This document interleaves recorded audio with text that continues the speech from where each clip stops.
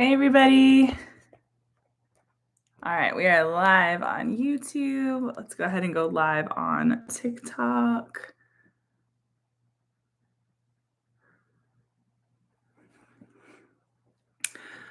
All right, so it is Sunday night. We've got just one more full day, really, until the upcoming AP Lang exam.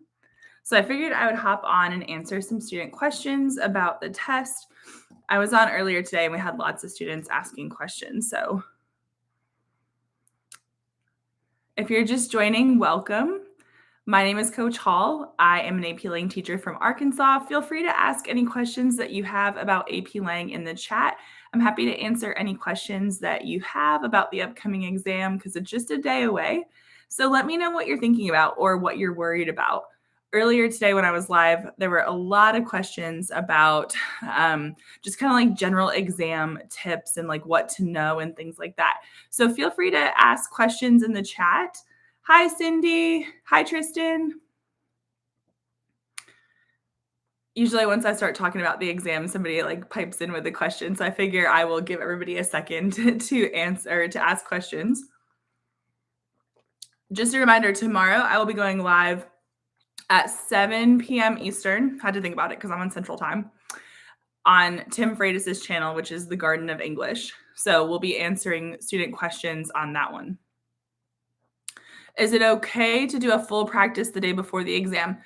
It is okay to do it if you're really concerned about your pacing. I don't know that you would want to do a full test the day before. You could if you're worried about your pacing. But I think really the important thing is to kind of just start reviewing like little reminders and making sure you know how you intend to pace for the exam. But I think tomorrow is hopefully primarily a rest day for people, especially if you have other AP tests this week.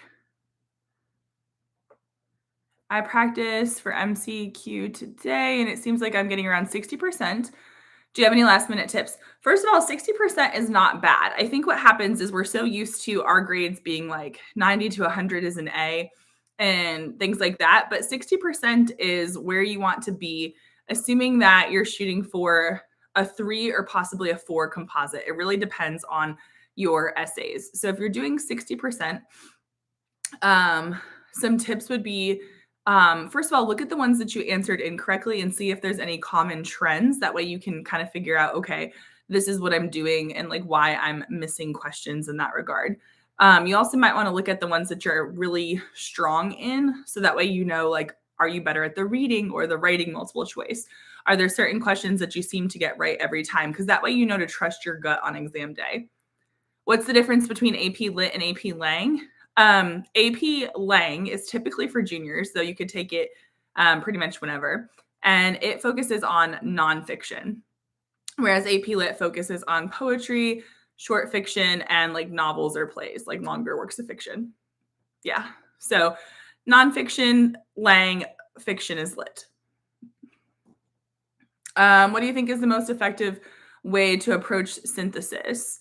I really struggle with being able to integrate sources into my argument. I think one of the things that can help with that is as you're reading the sources, try to take some sort of notes or like make a chart or a table, like a T chart or something, as you're thinking about possible main ideas. So, for instance, if the prompt asks you about the factors to consider, which they haven't used that phrase since 2019, but let's say that they do. Factors are things like environmental issues, health effects, location, size, energy, cost, things like that.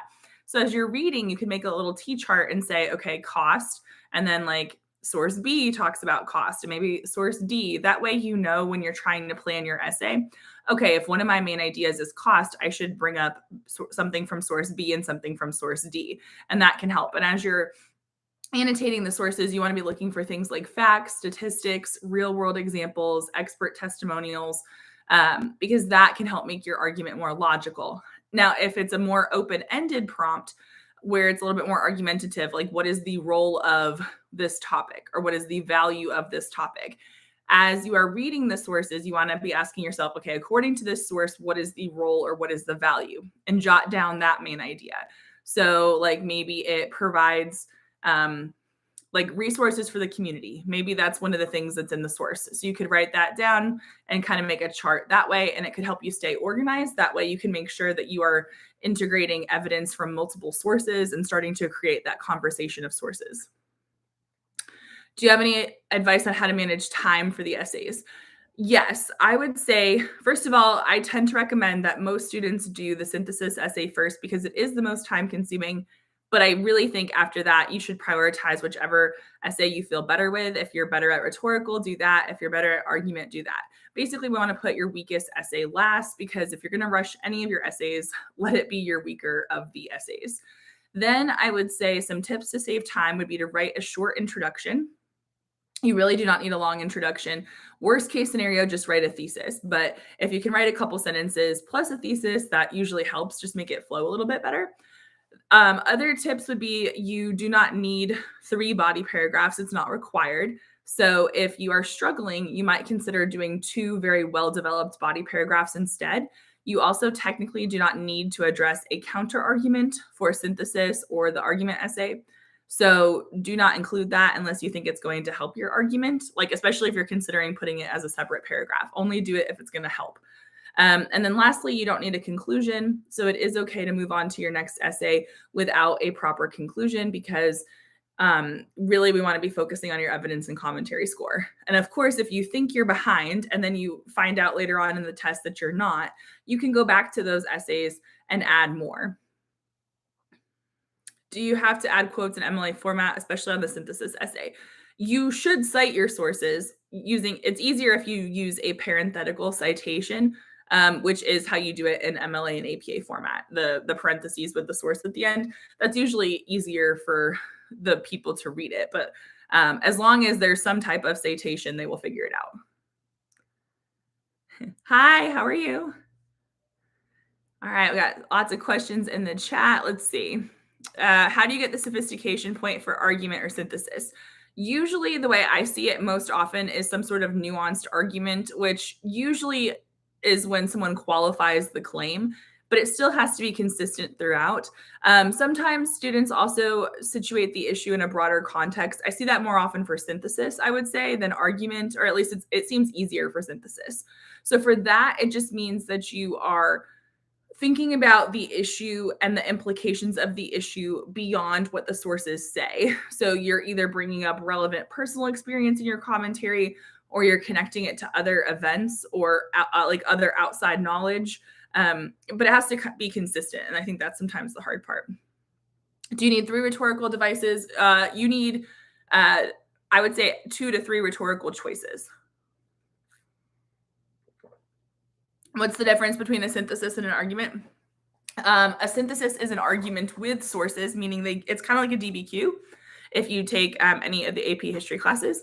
So they give you 6 to 8 sources. Lately, it's been 6. I'm hoping it's 6, just because it's a little bit more manageable.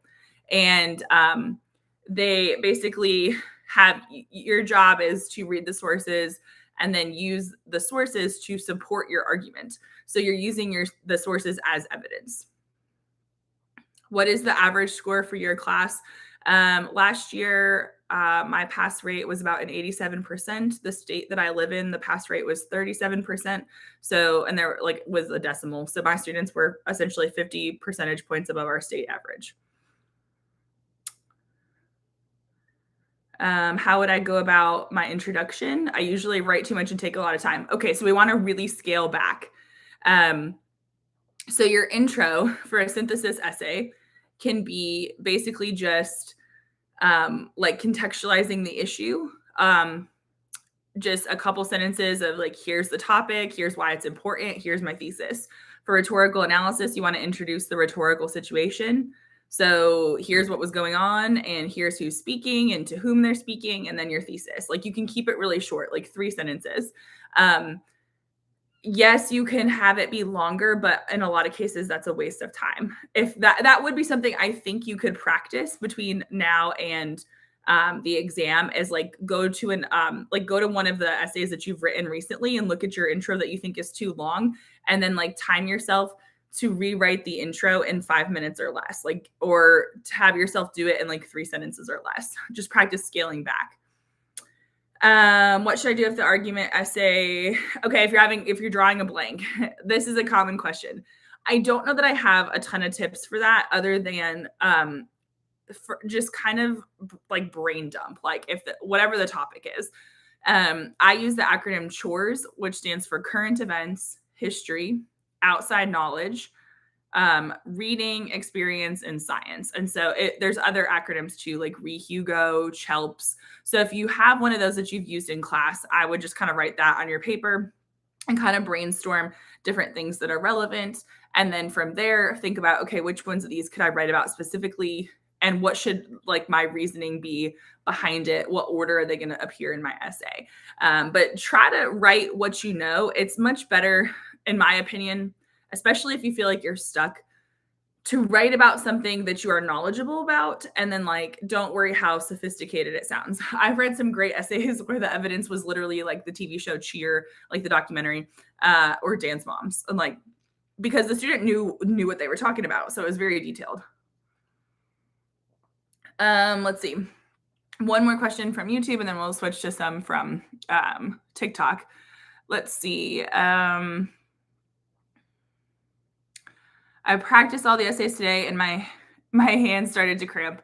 Do you have any suggestions since we don't have a break? Yeah, that's a good question. I literally, the only thing I could say is like, either massage, like kind of like rub your hand if it's hurting like that, or like, go and do like something to get the blood flowing, I guess, in between, as you're like reading or planning or something, and just kind of just know that your handwriting is going to get messier. It's okay. I know your hand hurts, but the test is like the writing portion is 2 hours and 15 minutes. So a little bit of pain, but it'll be okay. But yeah, most people complain about it hurting. You need pencil, like not a mechanical pencil, like an actual number 2 pencil for the multiple choice, and then blue or black ink pen for the essays, preferably a pen that's not going to smear. Like for instance, I love Flair pens, but I would not write with one of these because they tend to be like thicker ink, and they don't really smudge or anything, but it's just not what I would use. I don't love these, but like this one doesn't really smudge. So like, honestly, sometimes the cheaper pens are better for exam day. And I would bring 2. I would bring at least 2 pencils that are sharpened with a good eraser. And I would bring 2 pens, and make sure they have plenty of ink. Because if it's a pen that you've been using like all school year, you don't want to run out of ink. My school is doing the online version of the test. Yes, my concern for the digital is actually more for the multiple choice. Make sure that, like, I would say if you're gonna like skip a question, like in theory, and come back to it, I would at least bubble in an answer and then flag it, because my fear is that if you are used to taking the full hour and on paper and kind of like bubbling stuff in at the last minute, my fear is that with the computer test, it'll be harder to navigate back and forth. So I wouldn't leave anything blank. If you're like going to go back to it, flag it or bookmark it, however you say it, but like at least answer something. Just because I had a student have an issue with that on an online ACT. So now I'm like paranoid every time there's digital tests. I don't want to do it digital. I'm curious to see how the digital goes, because I've heard that they had some issues with like the AP Chinese test, and a couple issues with AP Lit. But so far, it honestly seems like most people have done okay with the digital exam as far as like not having tech problems.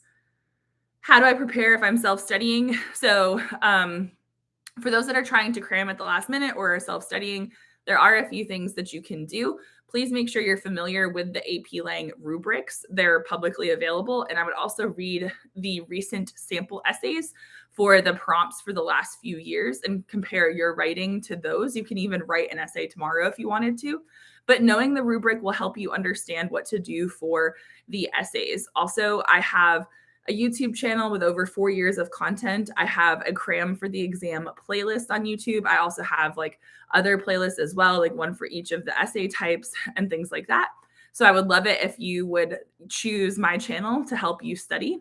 Another good resource is the Garden of English. Tim from the Garden of English and I will be going live tomorrow night, similarly to this, to answer questions. That'll be on his YouTube channel, but I'm going to try to stream it on my TikTok.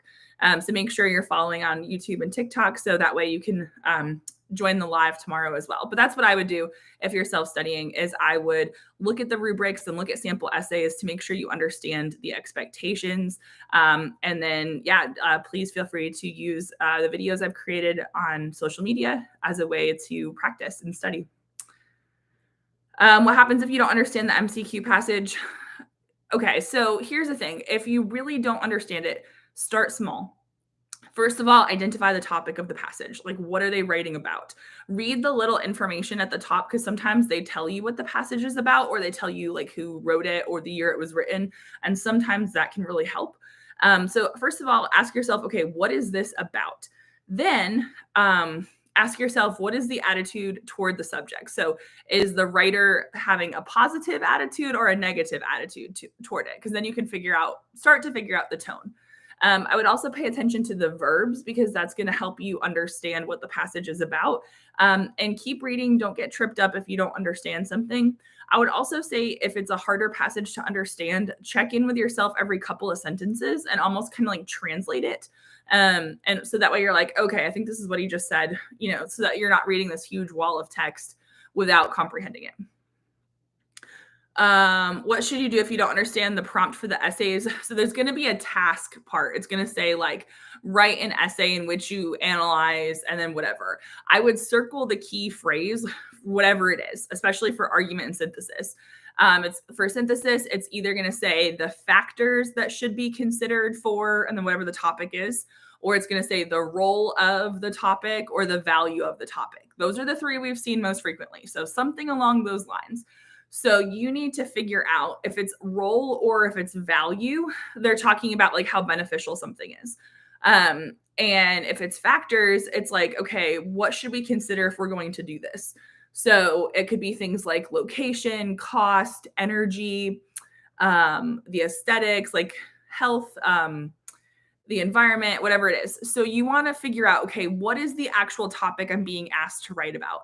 And I say that because a couple years ago, the prompt for the argument essay was about the value of striving for perfection. However, a lot of people wrote about the value of perfection. Well, technically, those are two different things, because striving for perfection is like the pursuit of perfection. So they're asking, why is it valuable or beneficial, or to what extent? Meaning, like, is it valuable? Is it not valuable? Or is the answer somewhere in between? So that's what they mean when they say to what extent. So if you don't write about the value of something and you just write about the something itself, then you're kind of misunderstanding the prompt. So really take a second to either underline or circle what they're asking you to write about. And for rhetorical analysis, they're always going to say rhetorical choices, and then they're going to either say message, argument, or purpose. So you really want to figure out which one of those are you supposed to be addressing. All right, let's see. Okay, I know I missed several questions on here, so let's see. Yeah, so my teacher is going over the FRQ of the AP exam tomorrow since it's been released. The AP Lang exam prompt has not been officially released because it hasn't been offered yet. The AP Lit prompts were released because that exam has already been taken. Going over, because I know that in some countries they supposedly get leaked. The US typically has different prompts than international anyway, but if you get caught doing that, they will cancel your scores. You'll get essentially a 0. And if you get caught doing that, they won't let you take other AP tests. So I would be very careful about what I say about that online. Yeah, AP Lit. Yeah, you can go over the AP Lit stuff because yes, that the AP Lit prompts have been publicly released. I do not teach AP Lit. My teacher bestie does. So I'm familiar with it, but I don't have room for it in my schedule, and I prefer Lang. What is one thing I can do tonight and tomorrow to best prepare? I would say, depending on what your strengths and weaknesses are, I would go over some of the recent exam prompts. I would look at these sample essays and the score that they got to better understand how to earn a higher score. That's what I would do. How do you think we should plan our time for the 3 essays? I would prioritize the 2 of the 3 essays that you think are your strongest. Now, for some students, they're like, oh, I'm terrible at argument. That in that case, like do that one last. But some people are like, oh, I'm kind of equal at all three. So you don't have to do this, but some people kind of like to look at the topics on exam day and then decide, okay, I'm going to do this one and then this one and then this one. I would say for managing your time, most of my students do it in like this time frame. They do 10 minutes of the 15-minute reading period. They read the synthesis sources and annotate and plan. Then they spend the next 40 minutes writing. Then they spend about 5 to 10 minutes reading and planning rhetorical analysis. For some of them, it's much closer to 5. For some of them, it's much closer to 10. And then they spend 40 minutes writing. And then the remaining time is spent planning and writing argument, because a lot of them can write a decent essay in 40 minutes or less. And so from there, that's how I have my students typically break it down. But like, what I had them do in class the other day is like come up with a game plan. So basically they had to figure out which order they were doing it in and how long they were going to spend. And so a lot of my students are just doing 1, 2, 3, like synthesis, rhetorical, argument. I have a couple that are doing synthesis, argument, rhetorical. And then I have like maybe 1 or 2 that said they're starting with rhetorical, and then I think they're going to synthesis and then argument. And I'm like, more power to you. Go ahead. Like they had a plan. It made sense based on their strengths. Go for it. I can't read the sources and annotate in under 15 minutes. There are ways to kind of speed it up. So remember, you don't technically have to read all the sources. I do think you should, but some people don't. Remember that there's at least 1, probably 2 visual text, which could be a picture, a cartoon, a chart, or a graph. And so in that case, like those don't take very long to analyze or to annotate. So that saves you some time. If you're trying to move more quickly, you can skim the articles, especially if you're kind of a good like skimmer or speed reader.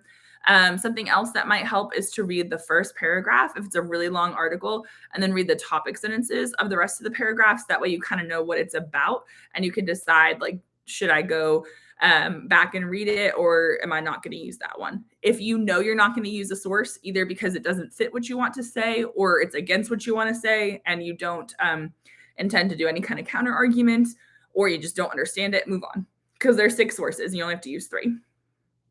A synthesis is similar to a DBQ. There are some differences, but yes, we do get a 10-minute break. Yes, you do. You get a 10-minute break, and that's usually when you can use the restroom or have a snack.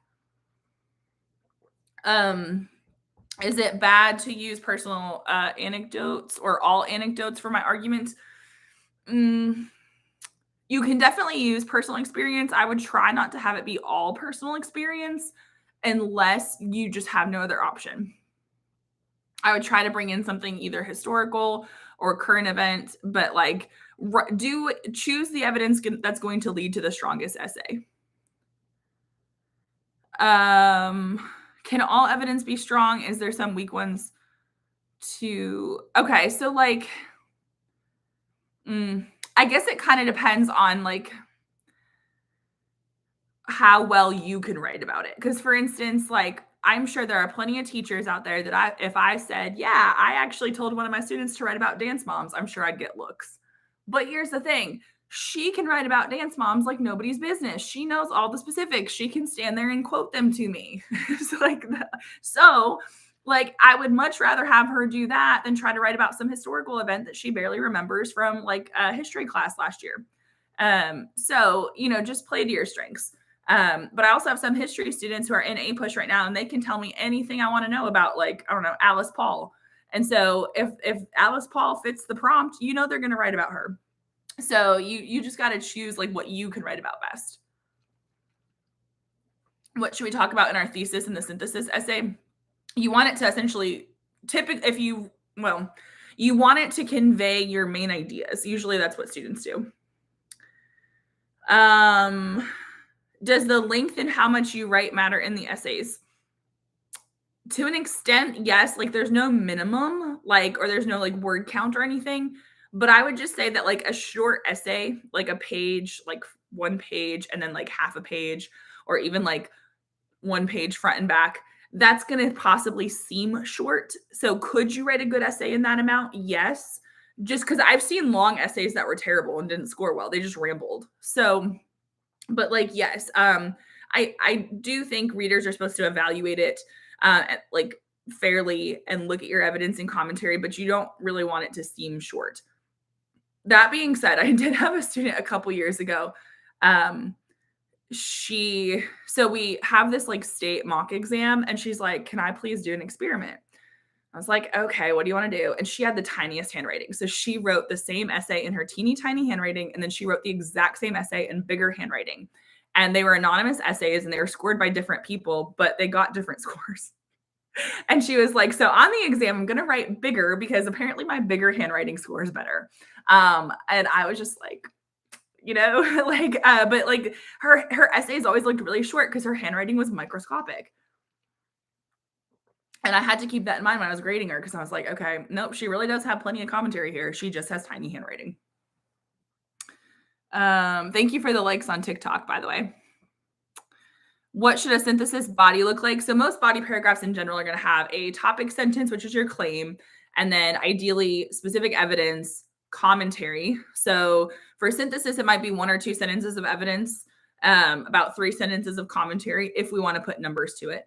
Some kind of transition into your next evidence, more commentary, and a concluding sentence, which kind of wraps up your paragraph and kind of ties back to the main idea. So that's just like the typical structure. Yes, you can write 2 body paragraphs. For the rhetorical, is there always a duality? Hold on, I missed that. Okay, what do you mean by is there always a duality? Like a dual purpose, maybe? I'm not sure what you mean by duality, so I don't want to say yes or no because I don't want to tell you the wrong thing. Would you advise not including a conclusion because it doesn't affect your score? Yes. Like I would say if you do not have enough time remaining, then skip the conclusion. If you do have time for one, then yes, write one and try to situate the issue in a broader context. But if you genuinely don't, and I'll explain what that means in a second. If you genuinely don't, then that's the first thing I would omit is the conclusion. So situating the issue in a broader context basically means that you're kind of like zooming out and you're thinking about the issue beyond what the sources say or what the passage says. And so you're thinking about the implications more broadly. So for instance, last year the prompt was about STEM. So if you happen to know, that the US is typically like we're I guess it depends on the studies because I've seen some studies where we're number 1 in education, which I don't think is accurate at all. And then others where we're like 25. I feel like that's more accurate. And so like if you know that the US is not necessarily considered a world leader in education, then you could talk about the impact of these STEM initiatives like on a larger scale. The cursive writing prompt from a couple years ago. You could talk about like more broadly, let's say you're arguing against cursive and you're like, we don't need cursive writing instruction. You could talk about how maybe in a conclusion, like instead of focusing on cursive writing, in a post-COVID world, we need to spend the time that we should be, or that we typically would spend on cursive. We need to spend that on play and social emotional learning to help our students learn to play well together and interact well together. Because if we do that, then they're going to become better citizens someday. Whereas if we focus on cursive, then they just might have pretty handwriting, like that kind of thing. That's like the broader context, like, okay, talking about like post-COVID and things like that. Because the sources are all going to be old because they write the exams a few years in advance. And then like they have to find sources for it that are usually a little bit older anyway as they're compiling it. So like you're not going to have a synthesis prompt that has anything to do with COVID, but like you might be able to situate the issue in a more modern context, if that makes sense. I've been looking for a structure for topic sentences. I have a video on that. If you search for Coach Hall Writes topic sentences, it hopefully will come up. Is 2 pieces of evidence for each body paragraph ideal? Yeah, like that's pretty standard.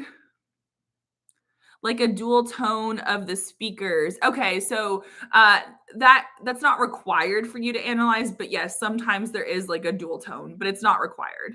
But like, yeah, like humorous yet critical. You can include that in your thesis and stuff, but it's not required. Can addressing the counter argument be its own paragraph? Yes. If you're going to do that, typically students put it as the third body paragraph, because that way, if they don't have time, then they can just cut that paragraph. Some students like to incorporate their counter argument within an existing body paragraph. That's also fine. If we use a counter argument, do you still get the sophistication point? So if you make a counter argument, it's not guaranteed that you'll get the sophistication point. So you can earn the sophistication point without a counter argument. You can also write a counter argument and not get the sophistication point. I just got back my RA. My teacher said my third paragraph lacked a line of reasoning. Any recommendations? So, okay. I would make sure that you're figure out what your topic sentence was, your main idea. Then look at your evidence. Does your evidence clearly relate to that topic sentence? If the answer is no, you need different evidence. If the answer is yes, then I would say the breakdown is probably somewhere in your commentary. You probably didn't explain the commentary deeply enough. And for rhetorical analysis, you probably didn't connect it very thoroughly to the message, argument, or purpose. So I would check your evidence first and make sure that your evidence clearly proves the main idea. And then if it does, then I think the issue would likely be in your commentary. The counter argument in a synthesis essay, you can do either a counterclaim and rebuttal or a concession and refutation. So a counterclaim and rebuttal is a little bit harsher. It's not like a bad thing, but it's kind of like, some people think this, but here's why they're wrong. Or like, opponents of this issue think this, however, they fail to consider this. So it's very like cut and dry. A concession is when you acknowledge the merit of the other side and you're like, yes, it's true that this happens, or this is whatever, it's true, but here's what we really need to be focusing on. So you're like, yeah, the other side's not totally wrong, but here's what they're not considering. That's a concession. So both of those are different ways to address the counter argument. How do you identify the audience in rhetorical analysis? So for a lot of speeches, it'll already be in the prompt because they're going to be speaking to a group of people, whether it's the American public or people at a convention or graduates or whomever. So usually it's identified if it's a speech or a letter, it's usually in the prompt. Now, the times when it's not is usually if it's an article or an excerpt from a nonfiction book. Oh, sorry, there's like a weird sound. I got like a little notification on here. I thought it was like my son's like toy out there. And I was like, what? Thank you for that, by the way. We got one rose, so we're trying to get two. So thank you, Nadine. Hopefully I said your name correctly. If not, I apologize. Thank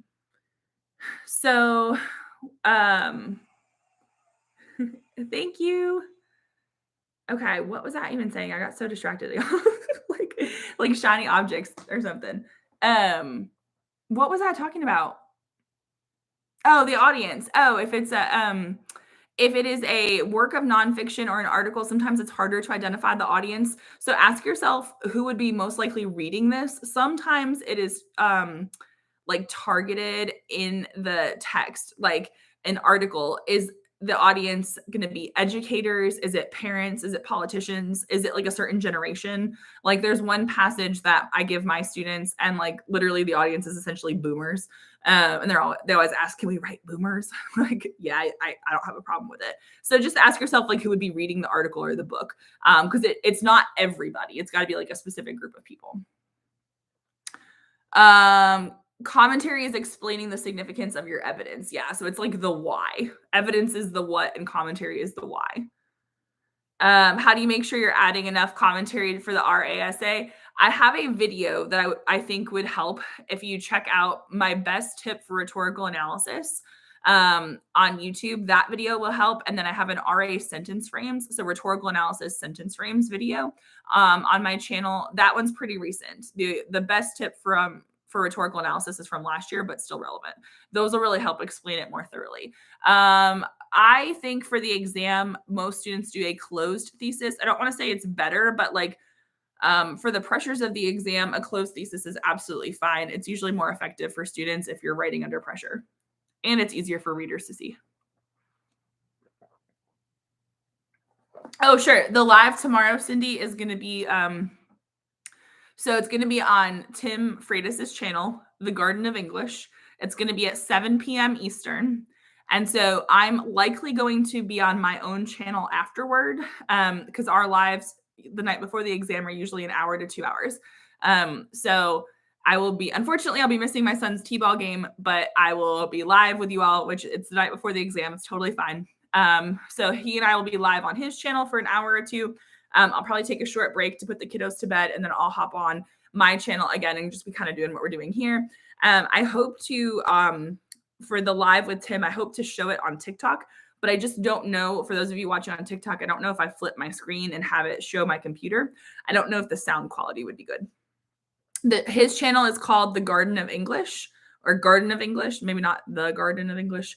And then my channel is Coach Hall Writes. So I would love it if you would subscribe to both. I'm doing well. Thank you, Pilar. Do you need a counterclaim? No. You don't need one. A lot of people like to include it because they think it advances their argument, but you don't need it. I would only include it if you think it's strong and going to help you. Can you get less than 51% on the MCQ and still pass? In theory, yes, if your essays are super strong. Typically, if you get about 51% on MCQ and then about a 4 out of 6 on your essays, you're pretty comfortably as a 3 composite. Is it better to do 3 paragraphs with all supporting your argument and 1 concession, or 2 supporting? That really just depends. That's a good question. It really just depends on how much time you have. Like, which one can you develop better? Because it's all about the development of the evidence and commentary. How can I use humor in my essays? That I don't know. We do read some essays that are genuinely humorous in a positive way, but I would not just strive to include humor. How do you suggest reading all the sources in the synthesis essay? The good news is that there's going to be 1, likely 2 visual text. 1 is probably going to be some kind of like graph or chart. Like they usually give you at least 1 graph or chart lately, and then possibly 1 that's like a picture or a cartoon, maybe a second graph or chart. So those shouldn't take you too long to really interpret or analyze. So that's going to save you some time. If you know what your position's going to be and you have a source that doesn't fit your position, especially if you don't intend to do any kind of counter argument, just skip that source. And you can usually tell that by the title. Like, read the information in the box above the source. It'll tell you where it came from. It'll tell you the title. And so you can usually kind of infer. So if I know that I'm very clearly on one side of the issue and a source is very much against it, and I'm like, I'm not going to do a counterclaim and rebuttal, or I'm not sure if I'm going to have time for that, I would maybe skip that one if I was really worried about time. Something else you can do is speed read or skim. Something else to try maybe is if there's like a longer one, don't skip something just because it's long, because sometimes the long sources actually have a lot of good info. But I would maybe read like the first paragraph and then read the topic sentences of the other paragraph so you kind of know what it's about, but you're not reading like every single word. Awesome. So we're going to reset our live goal for 2 roses again. Thank you for doing that. From my experience with teachers, no. What was the original question? Yeah, just having a counter argument. The counter argument has to be good to get sophistication. So a lot of students just throw it in there and it's not well thought out. It's not very sophisticated, or it's like 2 sentences, and that's just not enough to, in my opinion, to typically bring it up.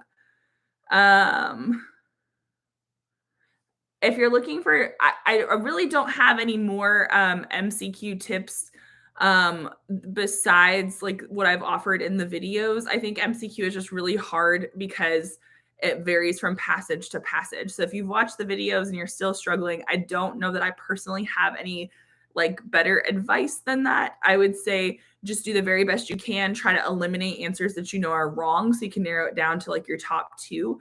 Make sure you choose something. Don't leave anything blank. And I would also really focus then on your FRQ, because that's where you have more control about like the points that you earn.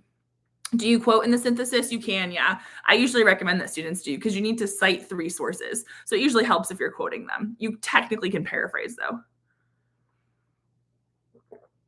For argument essay, what if I bring in the historical context? Can I just paraphrase the information? Well, yeah, so your argument essay. Okay, I'm trying to. Do you mean the historical context of the example or the evidence that you're trying to prove? Because usually with the argument essay, you need like a couple sentences, like 2 to 3 sentences to like actually explain your evidence. Because you have to pretend or assume that the person reading your essay is not going to know what you're talking about, even if it's somebody famous. So always provide for argument a few sentences explaining your evidence and providing that context, and then you want to follow it with commentary. When a direct and indirect, do you mean direct, like a direct quote, and indirect, is that a paraphrase, Hannah? Because you can do like all direct quotes if you want to. I wouldn't do all paraphrases though. I would at least have some direct quotes. I just think it reads better and it's like a little easier for people to like the readers to see. Just personal preference though.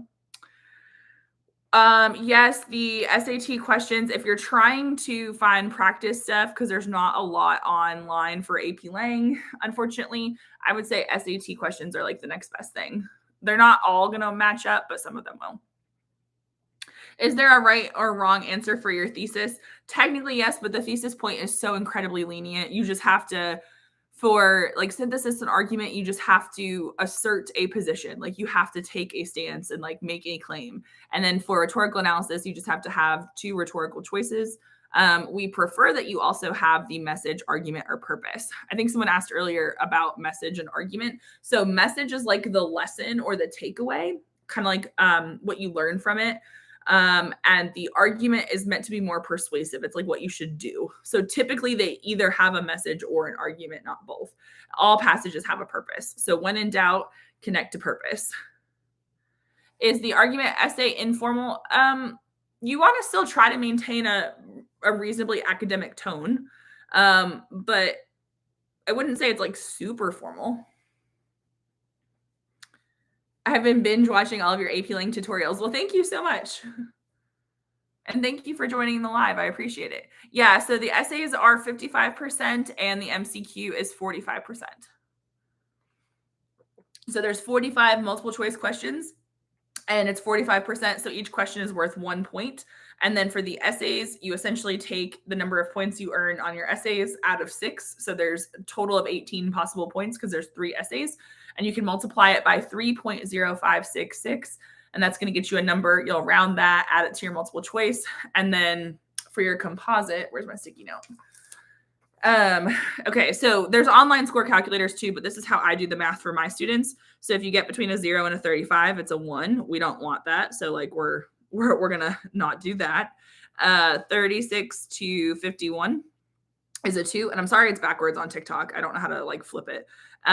52 to 62 points is a 3. 63 to 72 points is a 4, and 73 to 100 is a 5.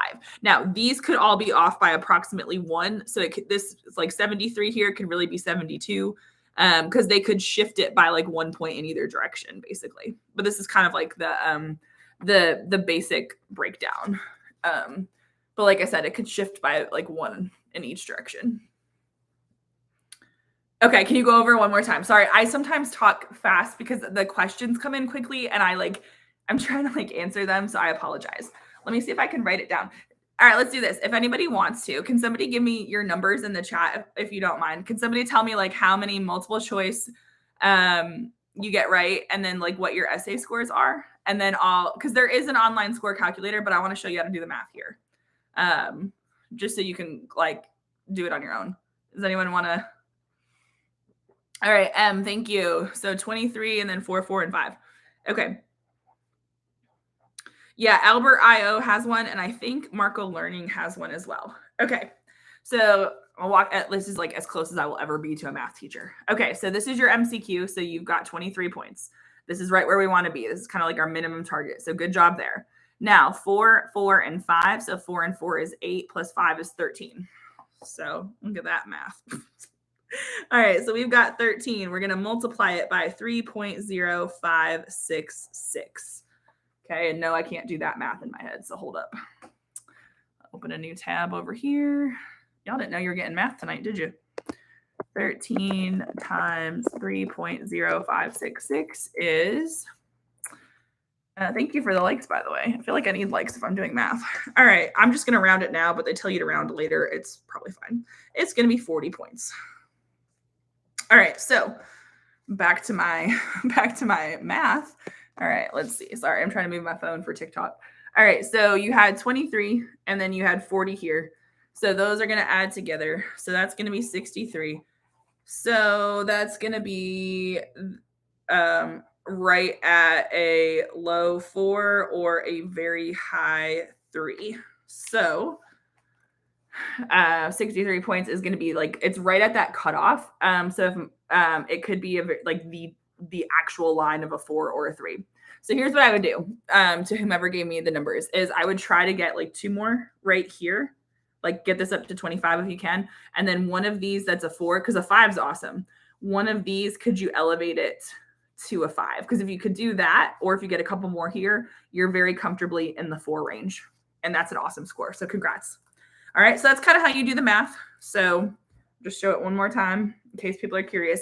But yes, there are online score calculators. So if you're like, I don't get it or whatever, you can just use the online ones. That's totally fine. Is 10 MCQ wrong good? Yes, because that would be 35 out of 45. That's a good percentage. So is the AP Lang exam weighted? It's not really weighted. Sometimes it's not even called curved. There's a name for it. I think it's like normed. So sometimes things like shift by like 1 point. So like 1 year you might need 52 points to get a 3. The next year it might be only 51. The year after that it could be a 53. So they kind of stay in the same ranges, but it could be off by 1. Yes, you can make stuff up about, like, you can make up evidence. Can you get a 4.5? No, it's only whole numbers. I give half points in class. I wish that you could do that on the rubric, but you can't. So no, it's you can't get a 4.5. A lot of teachers do 0.5s in class. It's just, I don't know. I wish they would redo the rubric, but they didn't ask my opinion. So what is the best and easiest rhetorical devices to write about when in doubt? Well, when in doubt, word choice is in everything. There's always going to be word choice. And because there's word choice, there's going to be tone. So that would be something. Also, just if you're not sure like what the choice is, just ask yourself, what are they doing? Because are they acknowledging something? Are they refuting something? Are they like rallying the crowd? Like, you don't need fancy names for it. What are they doing? What do they mean by a conversation of sources? So instead of just having like one source in each paragraph for 3 paragraphs, try to put 2 sources in a paragraph. So look for 2 sources that somehow overlap, either because they talk about a similar topic, or maybe you could put 2 sources against each other. Because a conversation of sources, if you think about conversations, like right now we're having a conversation. I'm doing most of the talking. Y'all are participating by asking questions. But like we've got 2 sides to this conversation. So you want to try to have 2 sources to prove your point. And that can also help you develop your paragraph as well. In rhetorical analysis, do you focus on the audience of the speaker or readers? Oh, no, when you're analyzing a passage, you want to analyze the audience that this original speaker is speaking to. So if it's like a president addressing the nation, then like the people who were listening at the time, that's your audience. Now you want to write the essay in an academic way because your essay will be read by an AP reader. But no, in rhetorical analysis, the audience is the original audience of the passage. What books are most commonly helpful for argumentative prompts? Ooh, that's a good question. Honestly, it really depends. Any nonfiction that you've read is probably better because because it's a nonfiction class, they tend to prefer nonfiction, but some kids read fiction in AP Lang. And so sometimes we see stuff like, because it's 11th grade, usually we see a lot of like, maybe like The Great Gatsby or just like other stuff that's taught in 11th grade. So there's not really like a list of like, oh, you should write about this, but like a lot of books that are taught in AP Lang, and you don't have to do a full book. I don't do a full book. But a lot of teachers do like Just Mercy, The Immortal Life of Henrietta Lacks, Educated. So anything that you've read in class this year, you could technically use as evidence for Q3 if you can remember it. Yes, do the one you're strongest at. My teacher didn't have us read any books at all. That's okay. You don't have to. I don't make my students read a full book in AP Lang. I had them read one independent read this year, but because there's no full length question on the test, a lot of teachers don't have you read a full book. And I say that because in AP Lit, they have a question where it has to be about a whole book. Theirs is different. I will just put "have a great day, you're loved" at the end of all my essays and just hope. Yeah, people do that. It doesn't work the way you think it does, though. Also, please don't write like sob stories and like attempt the essay. Genuinely try, because you can earn points by just having a thesis, a claim, evidence, and commentary. So just genuinely try. But yeah, like we see all kinds of stuff. Like, please don't be the kids who write like drastic notes. Don't draw pictures. Don't tell us, oh, here's the prompt that I'm supposed to write about, but here's what I want to write about instead. Just try your best, because you never know. Like you might be thinking, oh, I'm doing poorly, but in actuality, you might be doing just fine. So just just do the best you can. Can you use a book for synthesis evidence? If it's related, yes, but that's really good. That's usually going to be way too hard to do. You want to focus on, because that would be outside commentary, yes, but you really need to be focusing on the sources for synthesis. One rhetorical choice per paragraph is enough. Yeah, because you want to have one main claim, like one claim per paragraph in rhetorical analysis. So like you should have one choice because you should have one thing that you're focusing on. You can add in kind of like supplemental ones, like appeals and stuff. Like if you're focusing on, let's say the person's providing facts, like they're providing facts or statistics, you can talk about the word choice in there. You could talk about the logic behind that, but like your main thing would be that they're providing facts or statistics, if that's your choice. So yeah, each paragraph has its own distinct main idea. Thank you for liking the live. How do you be specific in your writing? One thing to do, I have a video actually about how to avoid vagueness in your writing. The best tips I would say would be little things like adding in adverbs and adjectives, because it makes your writing more precise. Also, this isn't going to help your score, but it's just like an English teacher thing. Instead of saying like "this shows," put a noun after this, because it like "this fact shows" or "this quote shows" or whatever it is. Put a noun after this. Try to use a stronger word than shows. So you could say like showcases, illustrates, underscores, which means emphasizes, things like that. When doing a synthesis, do we stick to one side or should we analyze both sides? No, you want to, like, technically, it's hard to say. You want to stick to a side. If you're going to address the other side, it should be through some kind of counter argument where you have a counterclaim and rebuttal or concession and refutation. You don't want to have one paragraph that talks about one side and another paragraph that talks about the other side, because if you do that, it's called equivocating and it's a lower score. So they don't want like one paragraph about the pros and one paragraph about the cons. They want you to have a clear stance. You can qualify it, but they want you to have a clear stance. How not to waste time on conclusions. Well, the best way to not waste time is quite literally not to write one. They're not required. But if you're going to write one, don't just write like, and these are the reasons why, and just sum up your paper, because we literally just read those paragraphs. These essays are short. So instead, if you're going to write a good conclusion, try to expand beyond what you've said. Like, we call it situating the issue in a broader context. Like, really think about the deeper implications of what you said instead of just summarizing everything, because that's usually not very helpful. Oh, did someone ask how difficult it was? Yeah, I really think it depends on the teacher. My students tell me it's their easiest AP class. But to be fair, I have my students as honors 10 students, and then they go into AP Lang. So I break them in as sophomores, essentially. And then AP Lang is, like they say, it's easy. But the first part of their sophomore year, we have a lot of difference of opinion on what constitutes a paragraph. Do you know any websites for MCQ? Yeah, like the best one is AP Classroom, but your teacher has to assign that, unfortunately. There are 17 questions on the AP Lang exam course description. So if you search for AP Lang course exam description, there are like 17 total MCQ on that. It's going to be this huge PDF. So you're going to want to go to page 122. And if you scroll, the answer keys are afterwards. There's also Marco Learning has a free practice test. I think you just have to sign up with with your email. It's pretty accurate. So if you're looking for a little bit of practice, that one could be good as well. Can you do 2 paragraphs supporting your side and then 1 paragraph with a concession? Yes. Is it okay to just write 2 body paragraphs? Absolutely. Yep, totally fine. Absolutely. Do you have any prompt predictions? So it's not like a prediction of what it will be. It's like a fear of what it will be. For rhetorical analysis, they've done a lot of American speakers lately. So I'm waiting for them to switch it up and do somebody who's not American. Or they've done a lot of contemporary stuff lately. So I'm waiting for them to do something old. And I don't love that. Or they've done a lot of speeches. So I'm waiting for them to do an article or like an excerpt of nonfiction. The reason why they do a lot of contemporary American politicians is because they have a clear rhetorical situation and those documents are in the public domain, so they don't have to pay for copyright. Just my assumption. My fear for argument is that, like, instead of having it be something philosophical, like what is the value of courage? I'm waiting for something kind of like the overrated prompt from a few years ago that kind of threw people for a loop.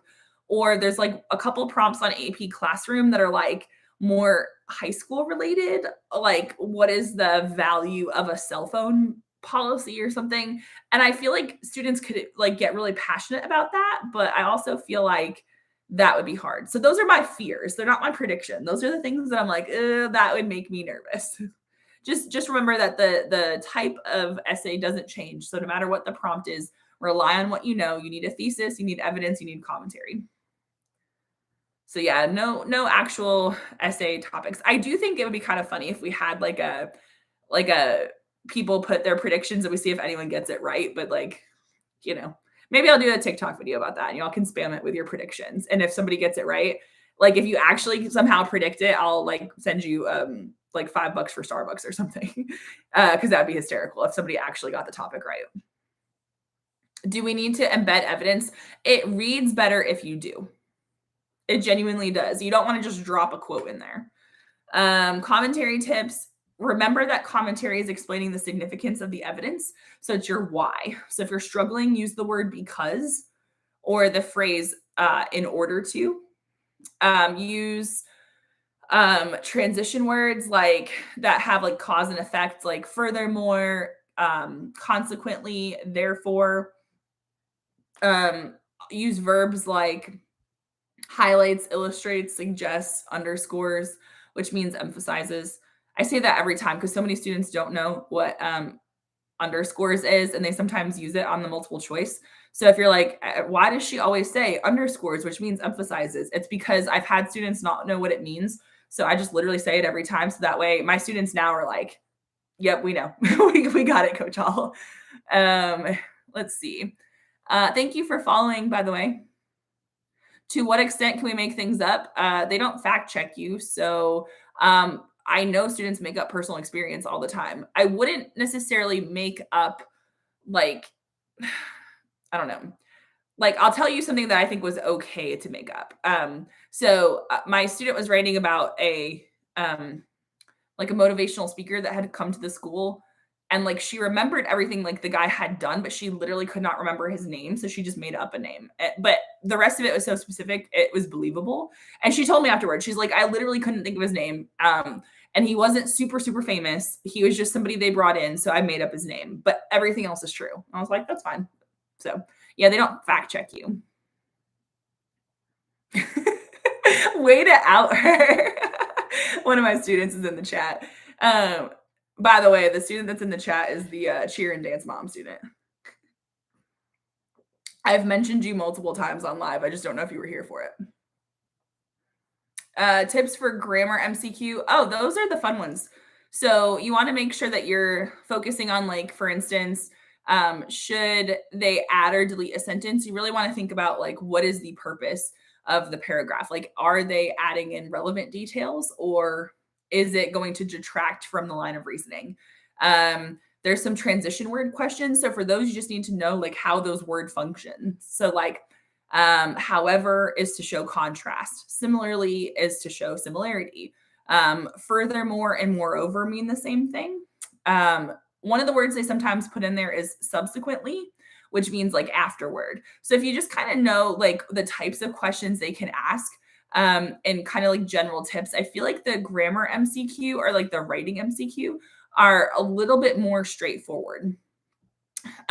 So you can sort of, if you have like access to a practice test or something, really go through and look at the answers that you get wrong and look at the correct answer and think, okay, like now that I know the right answer, how can I work backwards? How do I know what the passage is talking about under a short amount of time? So, for what? For the MCQ or for rhetorical analysis?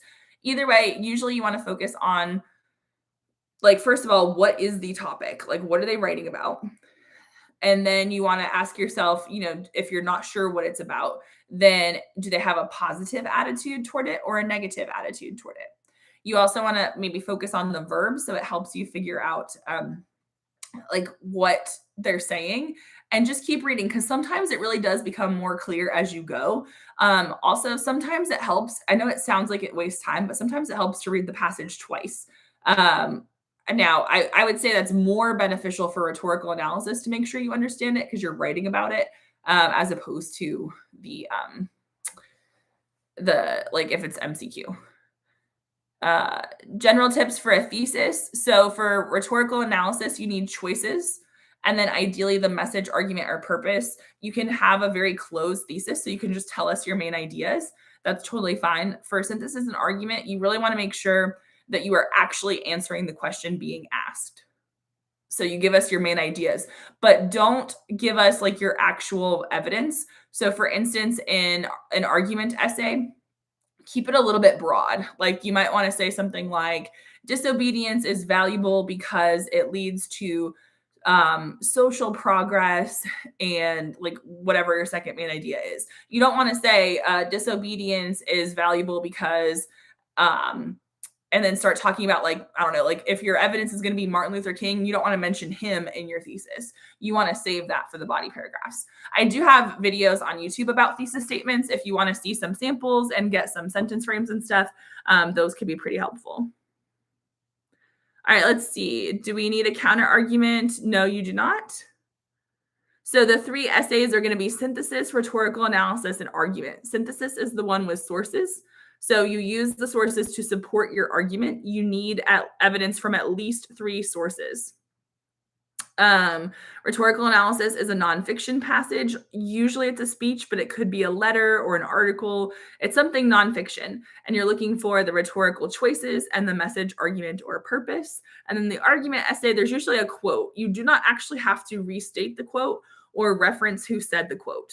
You just have to like answer the prompt, and you make up your own evidence. And when I say make up, I don't mean like actually make it up, though some people do. I mean like you think of examples from like history or current events or whatever the case may be to prove your point.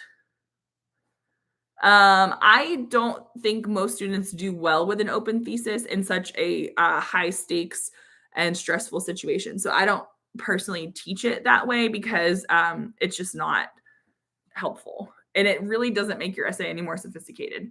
The time and place, in my opinion, for an open thesis is going to be like your college essays where it's like a 10-page paper. But for the exam, I wouldn't stress about it.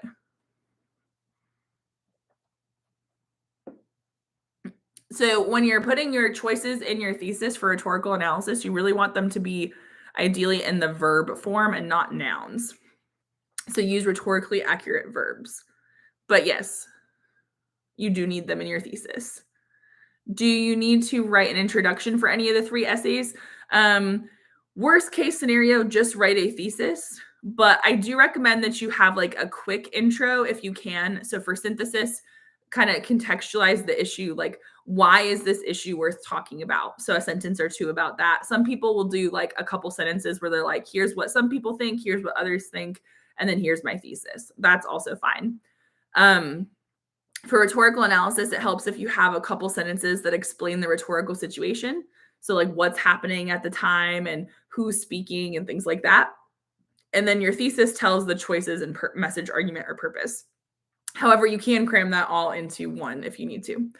And then for argument, I don't think you really need a long intro at all. You don't need a long intro for any of them, but like for argument, a lot of people just do a thesis because you don't really need a whole lot of build up for that one.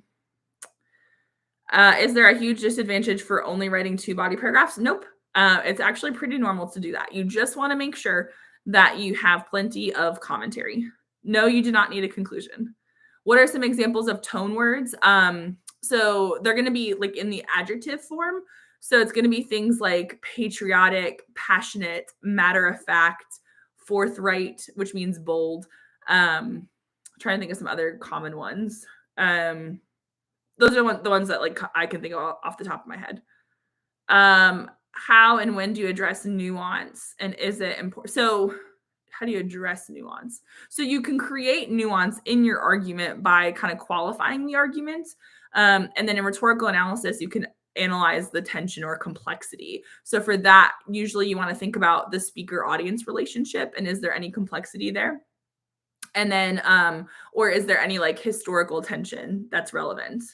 How should you write a rhetorical analysis thesis? You need your two choices, and then message, argument, or purpose. I have multiple videos of this on my YouTube channel. It would be a lot easier for you if you want examples, if you go watch those videos, because I give you examples and sentence frames. And I also have some videos um, where you can, like, see how to spruce up a thesis. So definitely after this live, go check that out if you would like that information. And if you have any questions about stuff, like, have I done a video on something, just type in, like, Coach Hall writes and then the topic you're looking for, and usually the search engines will, like, pull it to the top. But some videos I have, or some topics I have multiple videos on. No, you do not get points off if you don't write a conclusion. They don't take points off for anything. Really, you get rewarded for what you do well. Are you going to be a reader? I am. I'm going to be a reader in Tampa. So our in-person site is in Tampa. Some readers read from home. Grammar does not count the way people might think it does. I know that there's a bullet point on the thing that says to try to write with good grammar, but you can have spelling mistakes and all that, and you're fine. I hope you read my essay. Last year I read over, I think it was like between 900 and 1,000 essays. I lost, like, they have like this counter that tells us, but I just stopped looking at it. But I have no way of knowing whose they are. So, how long does reading the test take? So each reader only reads, well, last year was kind of weird. Normally you only read one. Like the past 2 years I've done rhetorical analysis. So last year they had us read and train on all of them because there was an issue with, like, scanning in the stuff and they needed to kill time. So they just trained us on all of them. But typically you read one the entire time you're there. So whoever reads your synthesis, they will not read your rhetorical or your argument. You're going to have at least 3 different people reading your essays. So 1 per essay. And then it's possible that your essay might get back read, which is not a bad thing. But the table leader, so there's like 8 readers at a table or so, 8 to 10, and there's one person in charge, and their job is to kind of calibrate. So they go back and they, like, double check, like, did you grade stuff correctly or, like, rate it correctly? And if there's a discrepancy, then they deal with that. So your essay is definitely going to be read by 1 very trained reader, if not 2 trained readers. Do you grade on a computer? Yes. So what happens is they scan people's essays in if they're handwritten. If they're typed, it just shows us the typed essay. And so when you get your paper, there's going to be little, it used to be a box. Now it's like little bubbles. So it's going to be like Q1, Q2, Q3. So you bubble in which question you're answering. And then it'll, like, let's say I'm reading Q2. When I log in and it puts a student's essay on, it, like, shows me their Q2. And it'll show me, let's say it was 3 pages. It'll show me those 3 pages. I can, if I need to, click a button or something that says, like, view the whole booklet. And then, like, I can see the other essays if I need to. Because sometimes we have to double check, like, did they, like, is this the full essay? Like, if it looks like it's cut off or something, we read the whole book. Also, if we think it's blank, we look at the whole book to make sure that there is no computer glitch. So that's kind of how it works. And even if you write in blue ink, it shows up as black ink when they scan it in. Not that that really matters. I just thought that was kind of interesting. And on the sample essays, it looks like there's no lines on the page because when they scan it, the lines go away. There are lines on your paper, I promise. Okay, let's see. Because all of my essays have been 4 to 5 pages and I've scored highly, but this is very unfeasible. I must be brief. Okay, hold on. I think this was, like, in follow-up to something else. I write 4 to 5 page essays. I can't do that on the essay. Okay, so I mean, you have 2 hours and 15 minutes total to write your 3 essays, so you wanna pace accordingly. Yeah, for the multiple choice, usually people find the first 2 passages the hardest because those are the reading MCQ. If I mention you in my essay, will you give me a 6 out of 6? No, I don't know. Somebody said last year, like, that they read, I don't even know what it was. Maybe it wasn't last year because I don't know how that would have been a timely decision. I don't know, but one reader was like, "Hey, you got to shout out as like actual evidence in the essay," and it was positive. But I don't know; they couldn't really tell me what it was. I don't know how I've like fit into the topics though. But please don't assume that if you write like Coach Hall on your essays that you're going to get a good score or something. While I appreciate the shout out, show them that you know what you're doing because of the tips I've given you. You don't have to give me a shout out in your essay. Is my eye okay? Yes, I've been having different eye problems though. Like nothing bad, but I've had to go to the doctor twice because of eye issues. So, it's good. It just doesn't necessarily always look like it's good. Um, what commonalities have you seen? What do you mean? Like, do you mean like common mistakes when you say what commonalities? Because common mistakes, the most common mistake is like underdeveloped commentary. Nicholas is back. Okay, excellent. Welcome back. Goodness, my phone is like blowing up with notifications. Nothing important, but still, I got like 7 like back to back. How hard are they on the sophistication point? It is difficult to earn. Depends on the prompt, but like 5 to 9% of students earn it. What is the best way for me to study for the FRQs? I would read the like sample essays from previous exams and look at the ones that scored well and figure out what they did. I think that's the best way to study. I have tons of content on YouTube and TikTok. If there's specific questions that you have, that would be a great way to study as well. Thank you for wishing me a happy Teacher Appreciation Week. Yeah, make sure you tell your teachers Happy Appreciation Week if you want to, because it's like the whole week. So yeah, especially on Tuesday, that should be AP Lang Student Appreciation Day because y'all are having to do the hard work that day. Yeah, you manage your own time. There is a clock in the room, and they do give you cues about like how much time is remaining, but you kind of have to figure out like the time. So that's why it's good to go in with a plan. That way you can kind of stay on track. How do you get the sophistication point? Basically, there's essentially 3 different ways to do it. Situating it in a broader context, creating a nuanced argument, and a vivid and descriptive writing style. And then instead of a nuanced argument for rhetorical analysis, they kind of replace that one with analyzing complexity and tension. I have a video on it for rhetorical analysis. If you want to know more about it specifically for rhetorical analysis, then I would definitely encourage you to watch that video. I published it within the last month or so. So I have older sophistication videos, but I purposefully redid the rhetorical analysis one because I thought that one would be most helpful. Some teachers give the sophistication point very leniently, and others are super strict with it. So, just if you've been getting good scores, just do what you've been doing in class to get those scores. Yeah, you don't want to go on long-winded pursuits. You want to have detailed commentary, but you got to answer the question and kind of stick to it. Is it bad to briefly read over the questions before the essays, or does it even help at all? No, I think that actually could help some people. I think you have to decide, is it going to help you or is it going to make you panic? Because some people like to get the lay of the land, so to speak. So they like to know, okay, like here's what I'm going to be asked about. That way they don't panic when they see it later. But other people don't like to see the full scope of it because then they panic. So you got to decide, is it going to make you panic or not? Is a 3 out of 6 good? We prefer to see a 4 out of 6. A 3 out of 6 is very close, but you want to try to get it to a 4 out of 6. So like a 130.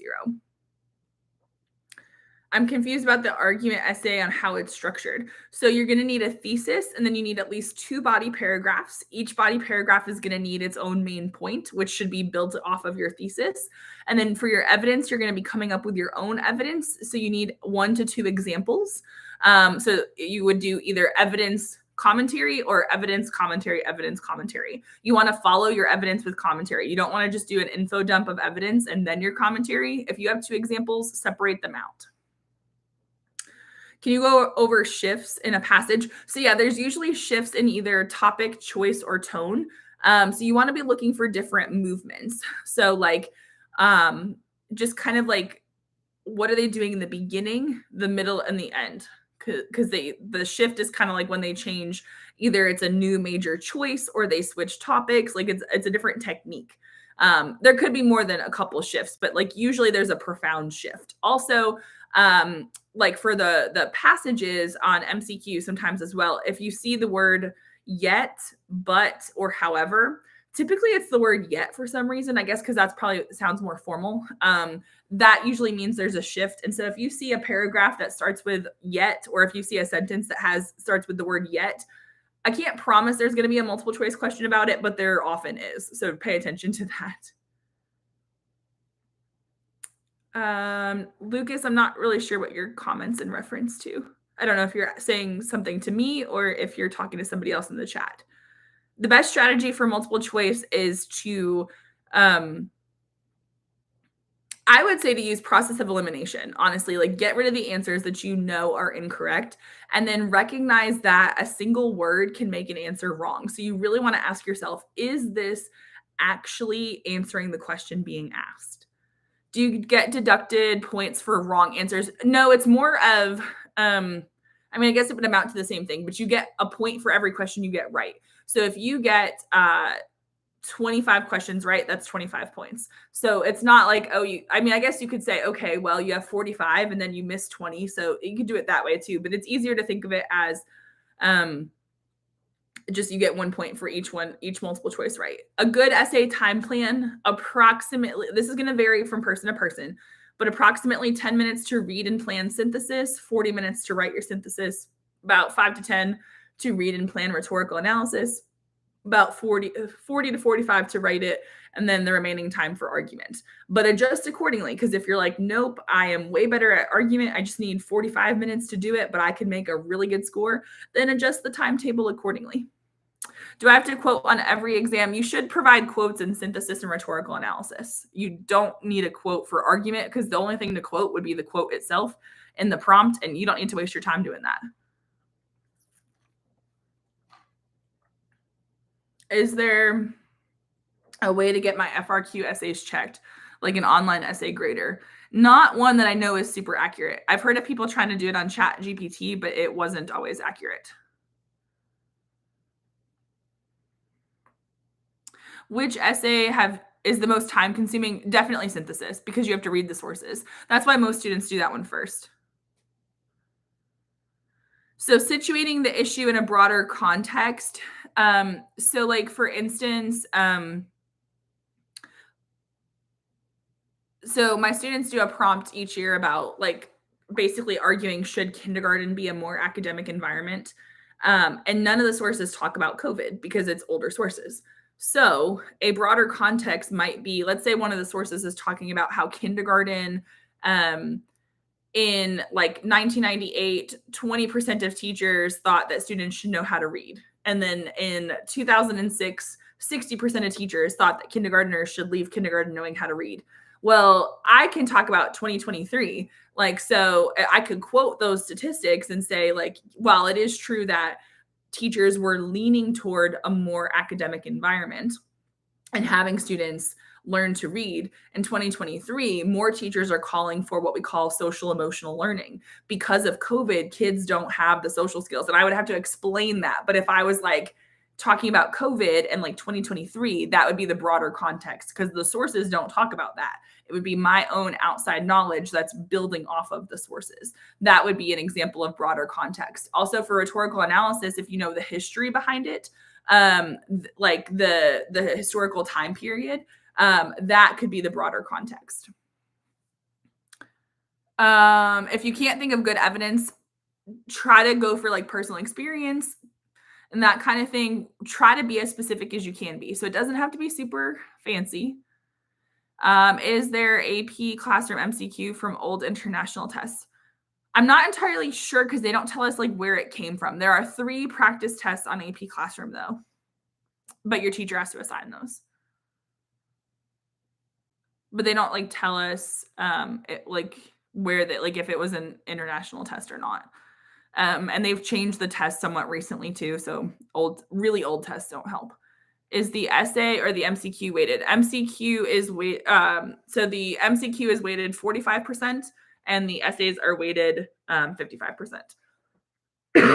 Excuse me. Can I use 2 main arguments for rhetorical analysis and still have a chance at getting all 4 evidence and commentary points? Yes. So basically, can you have 2 main ideas or 2 body paragraphs? Absolutely. Totally fine. What is the way to answer those which best options? Maddie, do you mean on like multiple choice? What do I have to include in my rhetorical analysis intro? You really should tell us the rhetorical situation, and then you obviously need a thesis. So you need to make sure that you're talking about specific rhetorical choices. Don't tell us the writer makes rhetorical choices. We know that. Tell us what the rhetorical choices are and connect it to message, argument, or purpose. Okay, yes, MCQ. So let me go back to your original question. Which best? Okay, that usually means that like yeah, those are hard. It usually means that one is going to be close, but like the better one is going to be the one that is like more accurate. I know that's like not super helpful. I don't know that I have any tips for that without showing you some kind of actual question to answer. Should I use personal anecdotes or hypotheticals? No hypotheticals, because that's going to be considered general evidence, not specific evidence. You can use personal anecdotes in argument. You can technically include it as commentary in your synthesis. Do you list all the devices in your thesis? It helps, like a closed thesis, which is what most students do. You include the rhetorical choices. Can you go over AP Calc AB material for tomorrow? I wish I could. I managed to not have to take calculus in high school or college. Purposefully did not take it. So I wish I could explain it to you. Can you explain what good commentary looks like? So it's going to be not just summarizing what your evidence said. It's going to be answering the question why, how, or so what. Like, why is this relevant or why does it matter? Typically, commentary is going to include words like because. You can also use verbs like highlights, illustrates, suggests, emphasizes. And sometimes good commentary takes like 1 or 2 words from the quote, like the evidence, and like puts it into the commentary as well, kind of like weaves it in there. What to include in an argumentative essay. You need specific examples, at least 1 per paragraph, and you need commentary. So you're going to want 2 to 3 sentences explaining the example because you remember the person reading your paper might not know. Even if you know they know, like even if it's somebody famous that you're talking about, you still have to pretend like they don't know. So give a couple sentences explaining the evidence or introducing the evidence, and then follow it with like 3 to 4 sentences of commentary. How many students usually get the sophistication point? Approximately 5 to 9%. Do you shorten the rhetorical situation commentary if you tend to write a lot? I don't know that I can really answer that question because I'd have to see what you're talking about. I don't want to give you the wrong thing. How to apply SOAPs to RA. So SOAP, if you're not familiar with that, is speaker, occasion, audience, purpose. It's like the space part of Space Cat.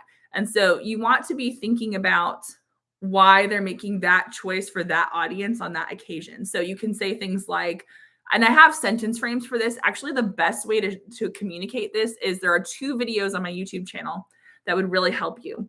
One is you're going to search for Coach Hall writes my best tip for rhetorical analysis. And that video answers the question you're asking. The other video, then that was a video, I believe, from last year. The other video I made pretty recently, you're going to search for Coach Hall writes rhetorical analysis sentence frames. That video will also help you connect to the SOAP or the SPACE, whichever acronym you use. That'll help you as well. For rhetorical situation, do you mean the event going on? So the rhetorical situation is the combination of factors or like components of the passage. So there's going to be the speaker, the purpose, the audience, and then some people call it occasion, some people call it context and exigence. So context is historical context, and exigence is like the catalyst. It's like why they are speaking. So it's just kind of like the different, the situation from which the text arises. Okay, very good. All right, let's see. I know we've got a lot more questions. Thank you for the likes, by the way. We're almost at 10K. We have a goal for 2 roses too, if people want to help with that. What to include in a rhetorical analysis essay. You're going to need rhetorical choices, so 2 to 3, depending on how many paragraphs you're doing. And you need to explain how that choice connects to the message, argument, or purpose. Your prompt's going to ask about one of those, so you need to make sure that you talk about that. No, I don't know the prompts already. I'm not part of the committee that makes the test, so no, I have no clue. What are the main rhetorical choices? The most common ones that I see students writing about are things like repetition, comparison, contrast, word choice, anecdotes. Depending on the passage, there might be like facts or statistics or examples. Those are probably the most common ones. And then you can also just use rhetorically accurate verbs. So things like acknowledges, justifies, verbs like that can help as well. When repeating the author's purpose, do I change the wording? Yes, because you don't want to say it the same way every time. So you can use like a synonym to just say it differently, or kind of like, yes, just choose a different phrase. So for instance, if you think the purpose is to encourage, you might say to motivate or to inspire, something like that. So tone is, I don't want to say it's not a good choice. When analyzing tone, don't just go straight to tone, because remember that word choice creates tone. So if you want to talk about the tone, analyze the word choice and tell us which tone it creates. What's the difference between exigence and purpose? Exigence is like the immediate cause of why they're speaking, and the purpose is so it's like what is prompting them to speak, and then the purpose is why they're speaking. So the exigence could be they're speaking at a funeral, or the exigence could be they were elected president and they have to give a speech. The exigence could be that there was a national tragedy and it's a president talking about it on like the TV or something. So the exigence is like the catalyst. It's like, okay, why are they speaking right now? The purpose, like what is prompting them to speak? The purpose is like the goal of the speech. So to inspire, to persuade, to inform, to convince them to do something. That's more about the purpose. How to not over explain in commentary. Usually people have the problem of under explaining. So you want to make sure you are being thorough, but you don't want to go off on a tangent.